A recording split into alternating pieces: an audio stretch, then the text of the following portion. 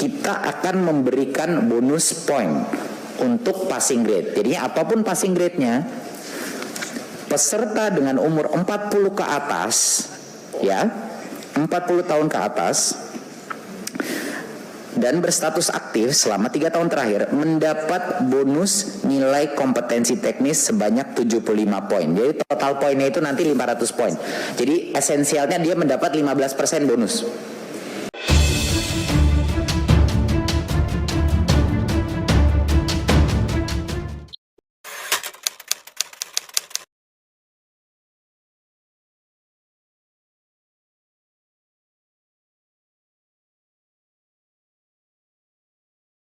Agenda pertamanya adalah perkembangan persiapan seleksi guru P3K dan kebijakan afirmasi.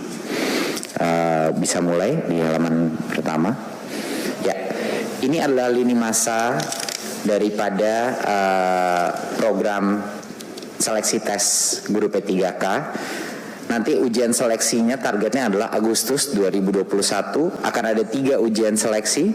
Dan ini kan tahun pertama, tentunya tahun kedua akan kita lanjutkan ujian seleksinya. Ada 3, satu di bulan Agustus, satu lagi di bulan Oktober, dan satunya lagi di bulan Desember. Nah memang di bulan Maret ini targetnya adalah untuk formasi final dari Kemenpan RB dan juga sinkronisasi formasi oleh BKN dan validasi dilakukan oleh Pemda dan Kemendikbud. Sesuai aturan dan undang-undang negara kita, formasi itu hanya bisa diajukan oleh daerah, ya. Makanya itu yang kita kejar-kejar selama 2 bulan terakhir ini. Tapi Bapak Ibu, satu poin yang penting adalah dari mana kita bisa mendapatkan sebenarnya komitmen dari Pan RB dan Kemenq dan hampir seluruh kabinet untuk mendapatkan komitmen alokasi sampai dengan 1 juta kapasitas, ya. Jadi ini bukan perekrutan 1 juta guru, mohon saya koreksi. Ini adalah kapasitas, menyediakan kapasitas anggaran sebesar sampai dengan 1 juta guru itu gimana kita bisa mendapatkannya? Belum pernah kita bisa mendapatkannya bertahun-tahun itu. Alasannya kenapa kami berhasil memperjuangkan angka itu adalah dengan kondisi adanya tes seleksi. Itu satu-satunya alasan. Kenapa? Jadi kalau ada pertanyaan, kok Kemdikbud bisa mendapatkan sampai padahal sebelumnya formasi kapasitas kita nggak pernah sedikit pun sebesar itu. Alasannya adalah hanya dengan satu kondisi, ada tes minimum kompetensi yang dilakukan. Itulah kondisi kenapa kita bisa berhasil mendapatkan anggaran formasi kapasitas sampai dengan maksimum 1 juta guru. Nah itulah alasannya Bapak Ibu. Jadi mohon dimengerti bahwa itulah kondisi permintaan kita. Makanya kita bisa mendapatkan itu. Jadi itu satu poin yang sangat penting untuk dipahami masyarakat, bahwa kondisi adanya tes seleksi itu tidak mungkin tidak ada gitu. Berikutnya kami mendengar beberapa masukan bahwa mungkin ada isu dengan sosialisasi formasi P3K ini. Saya dengan keras harus menjawab ini bahwa seluruh dirjen kami dan termasuk saya sudah kunker ke Sulawesi, ke NTT, ke Papua. Jadi menteri pun dan Bapak Ibu Komisi 10, saya sudah mendengar banyak sekali Bapak Ibu di Komisi 10 sudah mensosialisasikan formasi. Bapak Ibu, masalahnya bukan sosialisasinya. Kita telah melakukan berbagai macam acara, webinar, Zoom untuk terus menyebut bahwa 1, tolong ajukan formasi, 2, pemerintah pusat akan mendanai menyiapkan biaya melalui DAU untuk semua formasi yang lulus tes P3K. Jadinya mohon maaf Bapak Ibu, tapi sosialisasi yang kita telah lakukan itu sudah seintensif mungkin, baik dari pemerintah daerah maupun panasnya. Bahkan kunker pun kita. Jadi ini adalah program yang sangat intensif. Namun yang kita lihat adalah ini trennya, hasil daripada sosialisasi kita, bahwa ada daerah-daerah yang mengajukan lebih banyak formasi daripada data yang kita dapatkan ya, misalnya daerah seperti Bali, Gorontalo, Maluku Utara, Sumsel lumayan tinggi, sampai ada daerah-daerah yang paling bawah yang tidak mengajukan formasi sebanyak yang kita harapkan, yaitu daerah seperti Riau, Papua, Sumatera Barat, dan lain-lain. Satu hal yang sangat penting untuk disosialisasikan di masing-masing daerah, dan mohon dukungan Bapak Ibu di masing-masing dapilnya. Walaupun 513.000 formasi yang sekarang sudah ada, namun semua guru honorer tetap dapat mengikuti seleksi di tahun 2021. Saya ulang lagi ya. Berapapun formasi yang didapatkan di tahun 2021, semua guru honorer masih tetap bisa mengikuti tes seleksi ini. Nah, ini poin yang sangat penting. Kenapa? Jadinya guru yang lulus atau lolos seleksi, walaupun misalnya formasinya tidak mencukupi, dia tidak harus mengambil tes di tahun berikutnya. Dia bisa menggunakan hasil tes tersebut. Dia bisa menggunakan hasil tes untuk tahun berikutnya. Jadi pada saat formasinya kebuka, dia akan langsung masuk. Ya. Jadi itu suatu hal yang penting. Jadi Bapak Ibu, yang akan terjadi tahun ini adalah semuanya akan mengambil tes, ya. Dan seperti yang saya udah ulang 5-10 kali, dan mohon diulang lagi, hanya yang lolos seleksi yang akan menjadi P3K. Jadinya kalaupun yang lolos seleksi itu di atas 500.000, ya, atau mungkin di daerah-daerah tertentu di mana formasinya belum terbuka, dia akan disiapkan untuk tahun berikutnya. Dan bulan adalah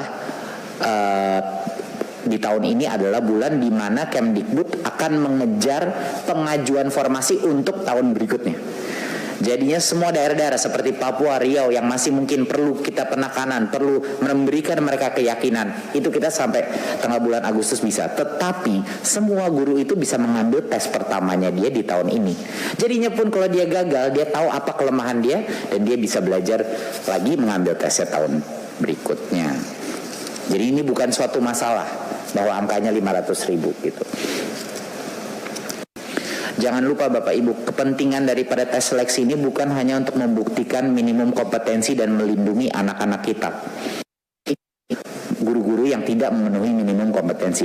Tetapi yang membuat saya sangat semangat dengan adanya tes seleksi ini adalah karena semua materi sudah kita berikan secara online dan guru bisa secara mandiri belajar, kita juga bisa menemukan atau mengidentifikasi siapa sih guru-guru kita yang niat belajar.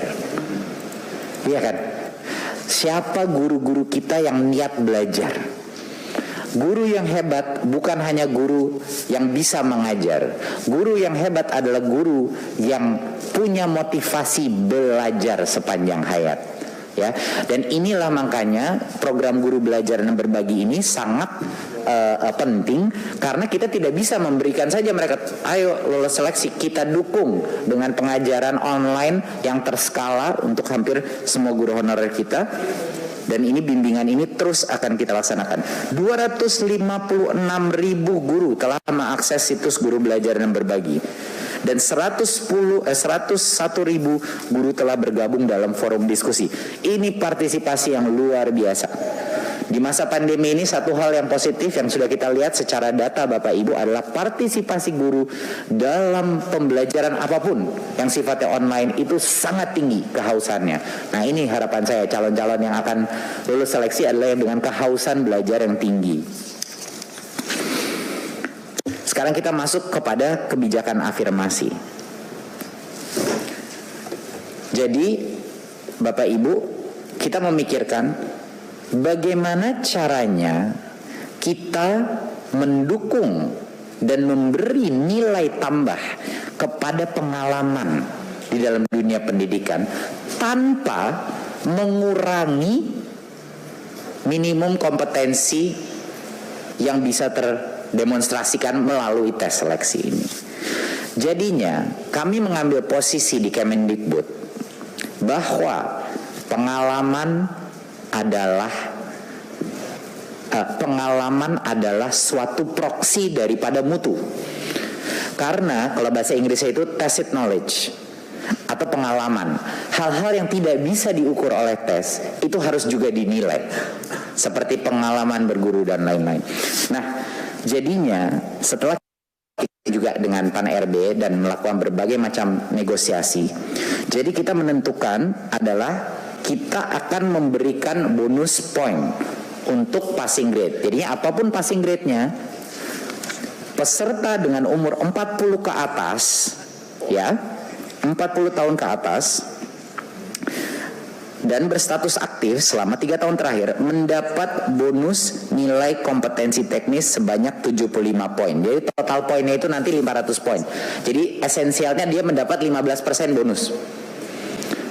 Ya, 15% bonus untuk itu. Dan bukan hanya untuk yang di umur 40, peserta-peserta penyandang disabilitas juga mendapat nilai bonus sebanyak 10% dari maksimal bonus. Jadinya ini adalah kebijakan afirmatif tanpa mengorbankan minimum kompetensi yang dibutuhkan untuk para siswa. Jadi itu adalah kompromi yang kita harus lakukan. Pertama, kita harus lindungi siswa kita. Kedua, kita harus memberikan nilai tambah untuk pengalaman, Bapak Ibu. Karena pengalaman itu ada nilainya yang belum tentu bisa dites, gitu. Jadi itu adalah landasan filosofis daripada afirmasi ini. Afirmasi ini bukan kita berikan karena ya memang sudah lama bekerja, bukan. Kita memberikan afirmasi ini karena menurut kami pengalaman itu ada nilainya dan harus dihargai dan belum tentu bisa dilihat melalui tes. Nah, satu hal lagi, poin yang penting di atas ini, ujian seleksi pertama, yaitu ingat tadi saya bilang yang pertama kan ada 3 tes tahun ini.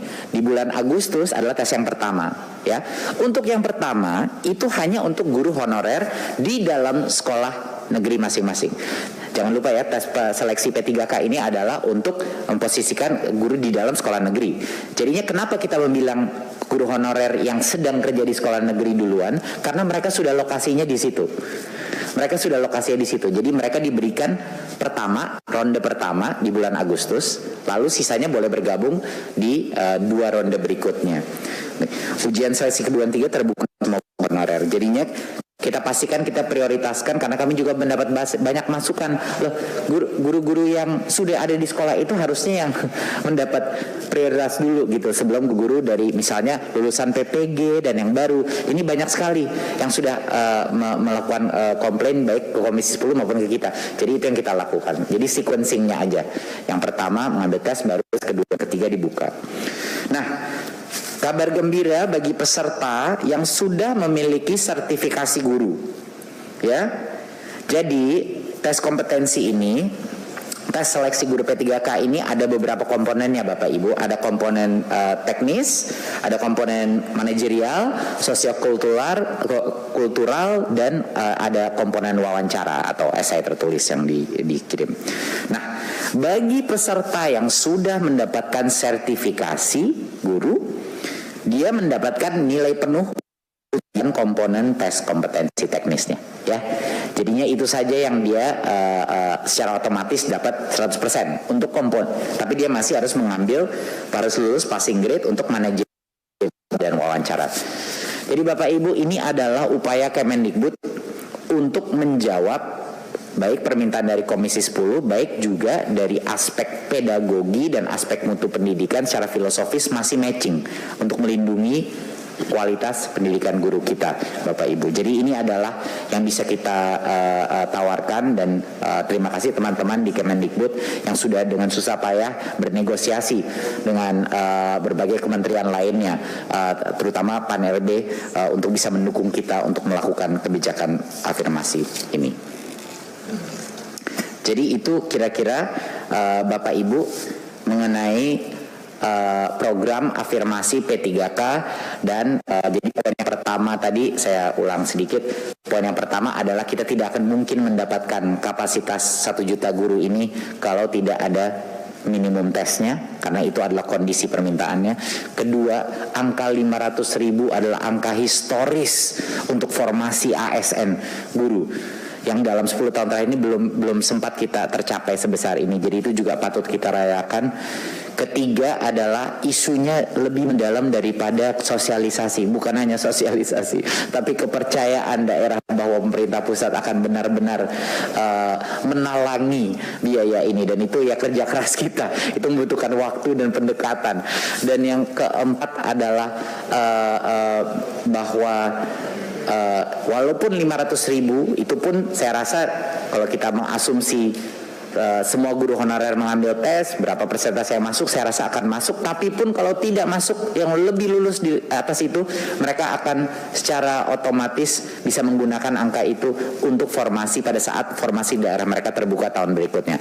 Dan di bulan Agustus disitulah kita akan melengkapi jumlah formasi untuk yang tahun berikutnya. Jadi kami akan terus bekerja keras. Dan tentunya kabar yang terakhir adalah untuk menjawab apresiasi pemerintah pusat terhadap pengalaman dan dedikasi, di mana itu ada nilainya untuk mutu. Kita memberikan afirmasi 15% bonus poin kepada yang umurnya 40 ke atas, ya, dan juga untuk penyandang disabilitas. Oke. Nomor 1, semua guru seni, olahraga, dan guru agama, karena guru agama semuanya akan termasuk dalam seleksi P3K. Kita sudah berkoordinasi dengan Kemenak untuk memastikan bahwa formasi tersebut akan masuk. Jadi jangan khawatir, untuk guru seni, olahraga, dan agama akan masuk formasi P3K. Ketiga, secara struktural tidak ada yang namanya formasi kalau bukan ASN, kalau nggak ada yang namanya ASN kalau bukan lembaga pemerintah. Jadi nggak ada namanya formasi atau P3K untuk swasta. Itu memang secara teknis dan undang-undang yang namanya P3K itu ya kalau kerja di sekolah negeri, ya, atau di lembaga negeri kita. Jadi mohon bisa dijelaskan secara struktural memang itu terjadi. Jadi ini adalah membuka lowongan kerja, memprioritaskan yang sudah ada di sekolah negeri kita, tapi tidak menutup kemungkinan untuk bagi yang swasta kalau ingin bergabung. Jadi mohon itu ditekankan. Itu adalah strukturnya memang begitu, ya.